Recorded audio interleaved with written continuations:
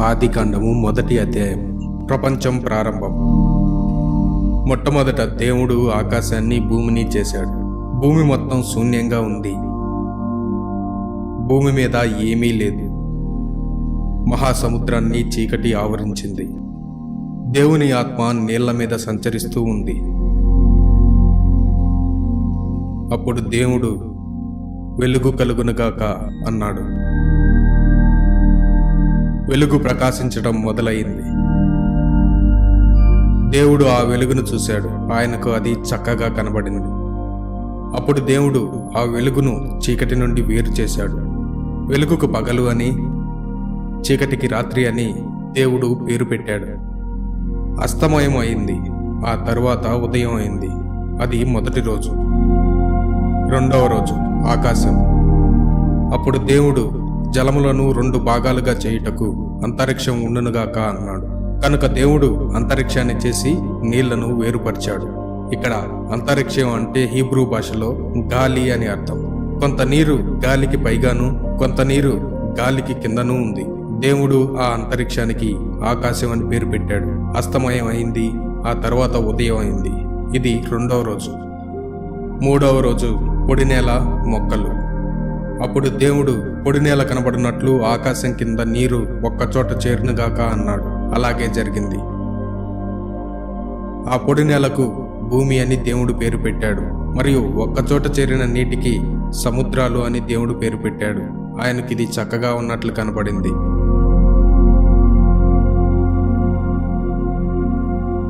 అప్పుడు దేవుడు భూమి గడ్డిని, ఆహార ధాన్యపు మొక్కలను, ఫలవృక్షాలను మొలిపించునుగాక. ఫలవృక్షాలు విత్తనాలు గల పండ్లను పండిస్తాయి. మరియు ప్రతి మొక్క తన సొంత రకం విత్తనాన్ని రూపొందిస్తుంది. ఈ మొక్కలు భూమి మీద పెరుగునుగాక అన్నాడు. అలాగే జరిగింది. గడ్డిని, ఆహార ధాన్యపు మొక్కలను భూమి మొలిపించింది. మరియు అది విత్తనాలు గల పండ్ల చెట్లను మొలిపించింది. ప్రతి మొక్క తన సొంత రకం విత్తనాలను రూపొందించింది. దేవునికి ఇది చక్కగా ఉన్నట్లు కనపడింది. అస్తమయం అయింది. ఆ తరువాత ఉదయం అయింది. ఇది మూడవ రోజు. నాలుగవ రోజు సూర్యుడు, చంద్రుడు, నక్షత్రాలు. అప్పుడు ఆకాశంలో జ్యోతులు ఉండనుగాక. ఈ జ్యోతులు రాత్రి నుండి పగలను వేరు చేస్తాయి. జ్యోతులు ప్రత్యేక సంకేతాలను, ప్రత్యేక సమావేశాల ప్రారంభాన్ని సూచించేందుకు ఉపయోగపడతాయి. మరియు రోజులను, సంవత్సరాలను తెలుపుటకు అవి ఉపయోగపడతాయి. భూమి మీద వెలుగు ప్రకాశింపజేయుటకు ఈ జ్యోతులు ఆకాశంలో ఉంటాయి అన్నాడు దేవుడు. అలాగే జరిగింది. కనుక ఆ 2 పెద్ద జ్యోతులను దేవుడు చేశాడు. పగటి వేళ ఏలుటకు దేవుడు పెద్ద జ్యోతిని చేశాడు. రాత్రి వేళను ఏలుటకు ఆయన చిన్న జ్యోతిని చేశాడు. దేవుడు నక్షత్రాలను కూడా చేశాడు. భూమి మీద ప్రకాశించుటకు ఈ జ్యోతులను దేవుడు ఆకాశంలో ఉంచాడు. పగటిని, రాత్రిని ఏలుటకు ఈ జ్యోతులను ఆకాశంలో ఉంచాడు. ఈ జ్యోతులు చీకటి నుండి వెలుగును వేరు చేశాయి. దేవునికి ఇది చక్కగా ఉన్నట్లు కనబడింది. అస్తమయం అయింది. ఆ తరువాత ఉదయం అయింది. ఇది 4వ రోజు. 5వ రోజు చేపలు, పక్షులు. అప్పుడు నీళ్లు అనేక ప్రాణులతో నిండిపోవునుగాక. మరియు భూమికి పైగా గాలిలో ఎగురుటకు పక్షులు ఉండునుగాక అన్నాడు దేవుడు. కనుక దేవుడు సముద్రపు జంతువులను చేశాడు. సముద్రంలో సంచరించే ప్రతి ప్రాణిని దేవుడు చేశాడు. సముద్రంలో జంతువులు ఎన్నో రకాలుగా ఉన్నాయి. వాటన్నిటినీ దేవుడు చేశాడు. ఆకాశంలో ఎగిరే ప్రతి రకం పక్షిని కూడా దేవుడు చేశాడు. మరియు ఇది చక్కగా ఉన్నట్లు దేవునికి కనబడింది. ఈ జంతువులను దేవుడు ఆశీర్వదించాడు. అవి అనేక పిల్లల్ని పెట్టి సముద్రాలు నిండిపోవాలని దేవుడు వాటితో చెప్పాడు. అస్తమయం అయింది. ఆ తర్వాత ఉదయం అయింది. ఇది 5వ రోజు. 6వ రోజు భూజంతువులు, మనుషులు. అప్పుడు దేవుడు భూమి అనేక ప్రాణులను చేయునుగాక. పెద్ద జంతువులు, రాకే అన్ని రకాల పురుగులు, చిన్న జంతువులు ఉండునుగాక. మరియు ఈ జంతువులన్నీ ఇంకా వాటి రకపు జంతువుల్ని ఎక్కువగా వృద్ధి చేయునుగాక అన్నాడు దేవుడు. ఈ సంగతులన్నీ జరిగాయి. క్రూర జంతువులను, సాధు జంతువులను, రాకుచుండు చిన్న వాటినన్నిటినీ దేవుడు చేశాడు. మరియు ఇది చక్కగా ఉన్నట్లు దేవునికి కనబడింది. ఆ తరువాత దేవుడు, ఇప్పుడు మనం మనిషిని చేద్దాం, మనం మన పోలికతో మనుషుల్ని చేద్దాం. మనుషులు మనలా ఉంటారు. సముద్రంలోని చేపలన్నిటి మీద, గాలిలో పక్షులన్నిటి మీద వారు ఏలుబడి చేస్తారు. భూమి మీద పెద్ద జంతువులన్నిటి మీదను, రాకుచున్న చిన్నవాటన్నిటి మీదను వారు ఏలుబడి చేస్తారు అని చెప్పాడు. కనుక దేవుడు తన సొంత రూపంలో మనుషుల్ని చేశాడు. తన ప్రతిరూపంలో దేవుడు మనుషుల్ని చేశాడు. దేవుడు వారిని మగ ఆడవారిగా చేశాడు. దేవుడు వారిని ఇంకా అనేక మంది ప్రజలు ఉన్నట్లు పిల్లల్ని కనండి. భూమి మీద నిండిపోయి దాన్ని స్వాధీనం చేసుకోండి. సముద్రంలో చేపల మీద, గాలిలో పక్షుల మీద ఏలుబడి చేయండి. భూమి మీద సంచరించే ప్రతి ప్రాణి మీద ఏలుబడి చేయండి అని ఆశీర్వదించాడు. ఆహార ధాన్యపు మొక్కలన్నిటినీ, ఫలవృక్షాలు అన్నిటినీ నేను మీకు ఇస్తున్నాను. ఆ చెట్లు విత్తనాలు గల పండ్లను ఇస్తాయి. ఈ ఆహార ధాన్యం, పండ్లు మీ ఆహారం అవుతుంది. మరియు పచ్చ మొక్కలు అన్నిటినీ జంతువులకు నేను ఇస్తున్నాను. ఆ పచ్చ మొక్కలు వాటికి ఆహారం అవుతాయి. భూమి మీద ప్రతి జంతువు, గాలిలో ఎగిరే ప్రతి పక్షి, భూమి మీద ప్రాకుచుండు చిన్న ప్రాణులు అన్నీ ఆ ఆహారాన్ని తింటాయి అని దేవుడు చెప్పాడు. ఈ సంగతులన్నీ జరిగాయి. దేవుడు తాను చేసినది అంతా చూశాడు. అది అంతా చాలా చక్కగా ఉన్నట్లు దేవునికి కనబడింది. అస్తమయం అయింది. ఆ తర్వాత ఉదయం అయింది. ఇది 6వ రోజు. మొదటి అధ్యాయం ముగింపు.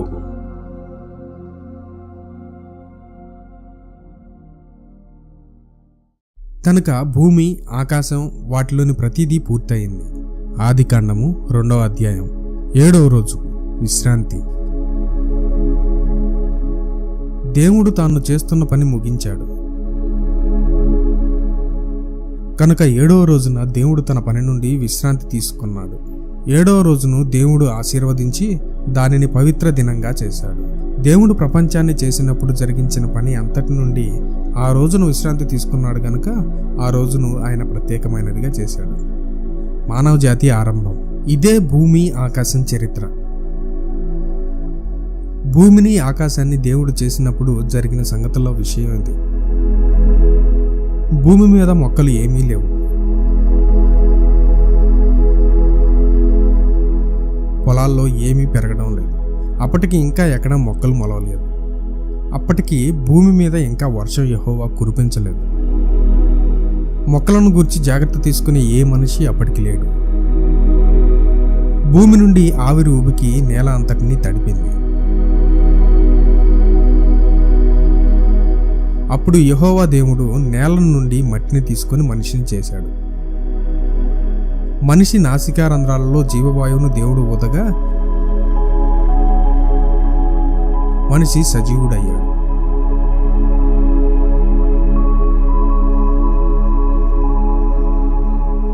అప్పుడు తూర్పున ఏదేను అను చోట ఒక తోటను యెహోవా నాటాడు. యెహోవా దేవుడు తాను చేసిన మనిషిని ఆ తోటలో ఉంచాడు. అప్పుడు చూడడానికి అందంగా కనబడే చెట్లన్నిటినీ మరియు ఆహారానికి మంచివైన చెట్లన్నిటినీ భూమి పుట్టించినట్లు దేవుడు చేశాడు. జీవవృక్షమును, మంచి చెడులు తెలివి ఇచ్చే వృక్షమును ఆ తోట మధ్యలో ఉన్నాయి. ఏదేను తోట నుండి ఒక నది ప్రవహిస్తూ ఆ తోటకు నీటిని ఇస్తుంది. ఆ నది పాయలై 4 చిన్న నదులైంది. మొదటి నది పేరు పీషోను. ఇది హవీలా దేశం అంతటా ప్రవహించే నది. ఆ దేశంలో బంగారం ఉంది. ఆ బంగారం చాలా మంచిది. ఆ దేశంలో బోలం, గోమేధికం కూడా ఉన్నాయి.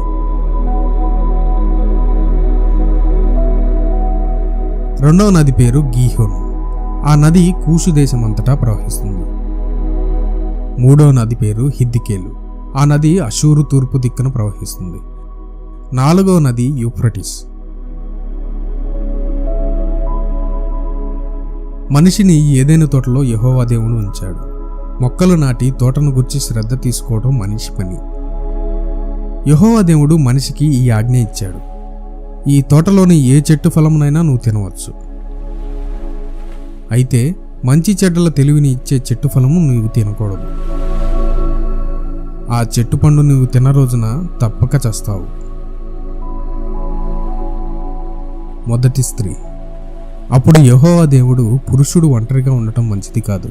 అతనికి సాటి అయిన సహకారిని నేను చేస్తాను, మరియు ఆ సహకారిని అతనికి సహాయం చేస్తుంది అనుకున్నాడు.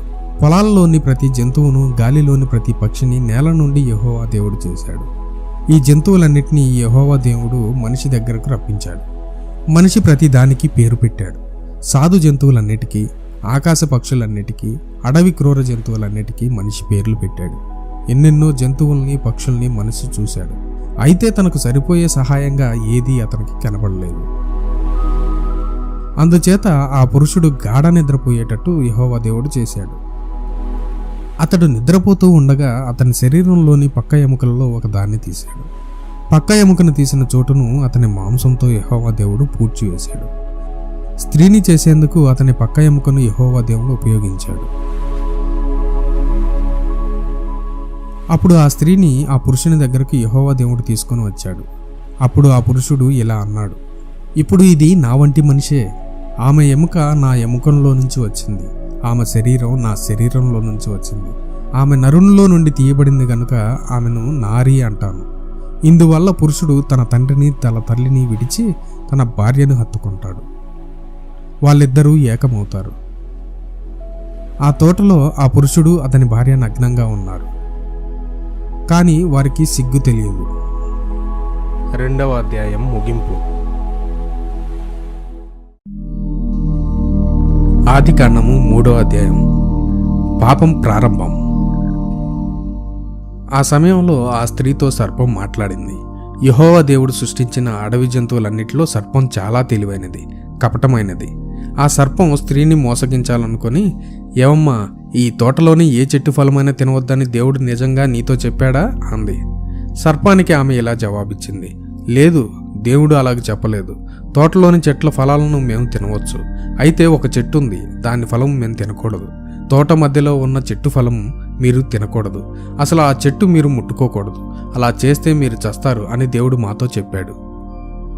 అయితే సర్పం ఆ స్త్రీతో ఇలా అంది, మీరు చావరు. ఆ చెట్టు ఫలం మీరు తింటే మంచి చెడ్ల గురించి మీరు తెలుసుకుంటారని దేవునికి తెలుసు. అప్పుడు మీరు దేవుని వలె ఉంటారు. ఆ చెట్టు చాలా అందంగా ఉన్నట్టు ఆ స్త్రీ చూసింది. ఆ ఫలం తినడానికి మంచిదిగా ఉన్నట్టు ఆ చెట్టు తెలివినిస్తుందని ఆమె తెలుసుకుంది. కనుక ఆ స్త్రీ ఆ చెట్టు ఫలం తీసుకుని దానిని తిన్నది. ఆ పండులో కొంత ఆమె భర్తకి ఇచ్చింది. అతడు కూడా దాన్ని తిన్నాడు. అప్పుడు ఆ పురుషుడు, స్త్రీ ఇద్దరూ పారిపోయారు. వారి కళ్ళు తెరవబడ్డట్టు వారికి అన్నీ వేరుగా కనబడ్డాయి. వారికి బట్టలు లేనట్లు నగ్నంగా ఉన్నట్లు వాళ్ళు చూశారు. కనుక వారు అంజూరపు ఆకులను కుట్టి వాటినే బట్టలుగా ధరించారు. సాయంకాలపు చల్లని వేళలో యెహోవా దేవుడు ఆ తోటలో నడుస్తుండగా ఆ పురుషుడు, స్త్రీ ఆ చప్పుడు విని తోటలో చెట్ల మధ్య దాక్కున్నారు. యెహోవా దేవుని నుండి దాక్కునేందుకు వారు ప్రయత్నించారు. అయితే యెహోవా దేవుడు ఆ పురుషుని పిలిచాడు. నీవు ఎక్కడున్నావు అన్నాడు యెహోవా. నీవు తోటలో నడుస్తున్న చప్పుడు విన్నాను. నాకు భయం వేసింది. నేను నగ్నంగా ఉన్నాను, అందుకే దాక్కున్నాను అన్నాడు ఆ పురుషుడు.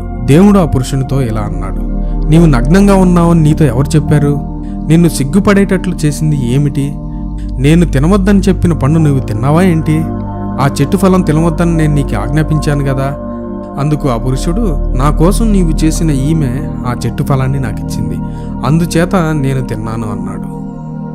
అప్పుడు యెహోవా దేవుడు, ఏమిటి నువ్వు చేసింది అన్నాడు ఆ స్త్రీతో. ఆ స్త్రీ, సర్పం నన్ను మోసం చేసింది, నన్ను వెర్రిదాన్ని చేస్తే నేను ఆ పండు తినేశాను అని చెప్పింది. అందుచేత యెహోవా దేవుడు సర్పంతో ఇలా అన్నాడు, ఈ మహా చెడ్డ పని నీవే చేశావు గనుక నీవు శపించబడ్డావు. జంతువులన్నిటికంటే నీ పరిస్థితి హీనంగా ఉంటుంది. నీవు నీ పొట్టతో పాకటం తప్పనిసరి అవుతుంది. నీవు జీవితకాలమంతా మట్టి తింటావు. ఈ స్త్రీని, నిన్ను ఒకరికొకరిని విరోధులుగా నేను చేస్తాను. నీ సంతానమును ఆమె సంతానమును ఒకరికొకరు విరోధులవుతారు. నీవు ఆమె శిశువు పాదం మీద కాటు వేస్తావు. ఈ శిశువు నీ తలను చితక కొడతాడు. అప్పుడు స్త్రీతో యెహోవా దేవుడు ఇలా అన్నాడు, నీవు గర్భవతిగా ఉన్నప్పుడు నేను నీకు బహుప్రయాస కలుగజేస్తాను. నీవు పిల్లల్ని కనేటప్పుడు మహా గొప్ప బాధ నీకు కలుగుతుంది. నీవు నీ భర్తను వాంఛిస్తావు, కానీ అతడే నిన్ను ఏలుతాడు. అప్పుడు పురుషునితో దేవుడు ఇలాగన్నాడు, ప్రత్యేకమైన చెట్టు ఫలాన్ని తినవద్దని నేను నీకు ఆజ్ఞాపించాను. అయితే నీవు నీ భార్య చెప్పిన మాటలు విన్నావు, ఆ చెట్టు ఫలాన్ని తిన్నావు. కనుక నీ మూలంగా భూమిని నేను శపిస్తాను. భూమి ఇచ్చే ఆహారం కోసం నీవు నీ జీవితంతో ఎంతో కష్టపడాల్సి ఉంటుంది. పొలంలో ఉండే మొక్కల్ని నువ్వు తినాలని అనుకుంటావు, కానీ ముళ్ళను పొదలను నేల నీ కోసం పండిస్తుంది. నీ భోజనం కోసం నువ్వు చాలా కష్టపడి పనిచేస్తావు. నీ ముఖం అంతా చెమటతో నిండిపోయేంతగా నీవు పనిచేస్తావు. నీవు చనిపోయే వరకు కష్టపడి పనిచేస్తావు. మరణించాక నువ్వు మరలా మట్టి అయిపోతావు. నేను నిన్ను చేసినప్పుడు మట్టి నుంచే నువ్వు తీయబడ్డావు. మళ్ళీ నువ్వు చనిపోయినప్పుడు తిరిగి మట్టిలోనే కలిసిపోతావు. ఆదాము తన భార్యకు హవ్వ అని పేరు పెట్టాడు. ఎన్నడైనా సరే బ్రతికిన ప్రతి మనిషికి ఈమె తల్లి కనుక ఆయన ఆమెకు ఆ పేరు పెట్టాడు. యెహోవా దేవుడు జంతు చర్మాలతో ఆ పురుషునికి అతని భార్యకు చొక్కాలు చేశాడు. ఆ తరువాత ఆ చొక్కాలను వారికి తొడిగించాడు. అప్పుడు యెహోవా దేవుడు అన్నాడు, చూడండి, మనిషి మనలా తయారయ్యాడు. మంచి చెడ్డలు మనిషికి తెలుసు. ఇప్పుడు ఆ మనిషి జీవవృక్షం నుండి ఫలం తీసుకుని తింటే అతడు శాశ్వతంగా జీవిస్తాడు. కనుక ఏదేను తోట నుండి ఆ మనుషుని యెహోవా దేవుడు వెళ్ళగొట్టాడు. ఆదాము బలవంతంగా వెళ్ళగొట్టబడి ఏ నేల నుండి అతను తీయబడ్డాడో ఆ నేలను సేద్యం చేయటం మొదలుపెట్టాడు. తరువాత ఆ తోటకు కాపలాగా దాని ద్వారం దగ్గర కెరూబులను దేవుడు ఉంచాడు. ఒక అగ్ని ఖడ్గాన్ని కూడా అక్కడ ఉంచాడు. జీవవృక్షమునకు పోయే మార్గాన్ని కాపలా కాస్తూ ఆ ఖడ్గం చుట్టూరా తిరుగుతూ ఉంది. ఆదికాండం 4వ అధ్యాయం. ప్రథమ కుటుంబం. ఆదాముకు అతని భార్య హవ్వకు లైంగిక సంబంధాలు కలిగాయి. హవ్వ ఒక శిశువుకు జన్మనిచ్చింది. ఆ శిశువుకు కయ్యూను అని నామకరణం జరిగింది. హవ్వ యెహోవా సహాయంతో నేను ఒక మనిషిని పొందాను అంది. ఆ తర్వాత హవ్వ మరో శిశువుకు జన్మనిచ్చింది. ఈ శిశువు కయ్యూనికి తమ్ముడు. అతనికి హేబేలు అని నామకరణం చేశారు. హేబేలు గొర్రెల కాపరి అయ్యాడు. కయ్యూను వ్యవసాయదారుడయ్యాడు. ప్రథమ హత్య. కోతకాలంలో కయ్యూను యెహోవాకు ఒక అర్పణను తెచ్చాడు. నేల నుండి తాను పండించిన ఆహార పదార్థాలన్నీ కయ్యూను తెచ్చాడు. హేబేలు తన మందలో నుండి కొన్ని మంచి బలిసిన తొలిచూలు గొర్రెల్ని తెచ్చాడు. హేబేలును అతని అర్పణను దేవుడు స్వీకరించాడు. అయితే కయ్యూనును అతని అర్పణను దేవుడు అంగీకరించలేదు. అందువల్ల కయ్యూను దుఃఖించాడు. అతనికి చాలా కోపం వచ్చేసింది. యెహోవా కయ్యూనుని ఇలా అడిగాడు, నీవెందుకు కోపంగా ఉన్నావు? నీ మొహం అలా విచారంగా ఉందేంటి? నీవు మంచి పనులు చేస్తే నాతో నీవు సరిగ్గా ఉంటావు, అప్పుడు నిన్ను అంగీకరిస్తాను. కానీ నీవు చెడ్డ పనులు చేస్తే అప్పుడు నీ జీవితంలో ఆ పాపం ఉంటుంది. నీ పాపం నిన్ను అదుపులో ఉంచుకోవాలనుకుంటుంది, కానీ నీవే ఆ పాపమును అదుపులో పెట్టుకోవాలి అని దేవుడు అంటాడు. తన తమ్ముడైన హేబేలుతో మనం పొలంలోకి వెళ్దాంరా అన్నాడు కయ్యూను. కనుక కయ్యూను హేబేలు పొలంలోకి వెళ్ళారు. అప్పుడు కయ్యూను తన తమ్ముడైన హేబేలు మీద పడి అతన్ని చంపేశాడు. తరువాత నీ తమ్ముడు ఎక్కడున్నాడు అంటూ కయ్యూనుని యెహోవా అడిగాడు. నాకు తెలియదు, నా తమ్ముడిని కాపలా కాయటం, వాణ్ణి గూర్చి జాగ్రత్త తీసుకోవటమేనా నా పని అని కయ్యూను జవాబిచ్చాడు. అప్పుడు యెహోవా ఇలా అన్నాడు, నీవు చేసిందేమిటి? నీవే నీ తమ్ముడిని చంపేశావు. నీ తమ్ముని రక్తం నేల నుండి నాకు మొరపెడుతూ ఉంది. నీవు నీ తమ్ముడిని చంపావు. నీ చేతుల నుండి అతని రక్తాన్ని తీసుకోవడానికి భూమి నోరు తెరుచుకుంది. భూమి మీద నుండి నీవు శపించబడ్డావు. ఇది వరకు నీవు మొక్కలు నాటుకున్నావు, అవి చక్కగా పెరిగాయి. కానీ ఇప్పుడు నీవు మొక్కలు నాటినా నీ మొక్కలు ఏపుగా ఎదగటానికి నేల తోడ్పడదు. భూమి మీద నీకు ఇల్లు కూడా ఉండదు. ఒక చోట నుండి మరొక చోటకు నీవు తిరుగుతూ ఉంటావు. అప్పుడు కయ్యూను, ఇది నేను భరించలేని శిక్ష. చూడు, నన్ను ఈ భూమిని విడిచిపెట్టేటట్లు నీవు బలవంతం చేశావు.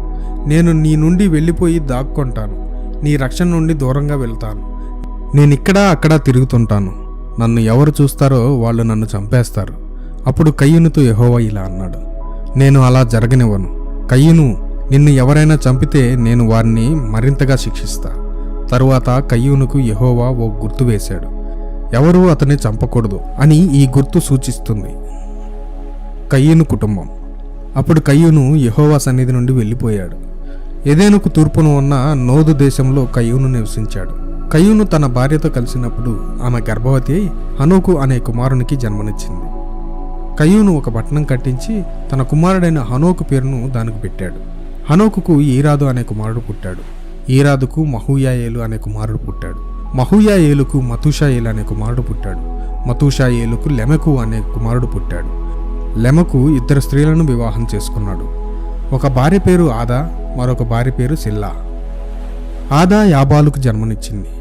గుడారములలో నివసిస్తూ పశువులను పెంచుట ద్వారా జీవనోపాధి సంపాదించుకునే ప్రజలందరికీ యాబాలు తండ్రి. ఆదాకు యూబాలు అనే మరో కుమారుడు ఉన్నాడు.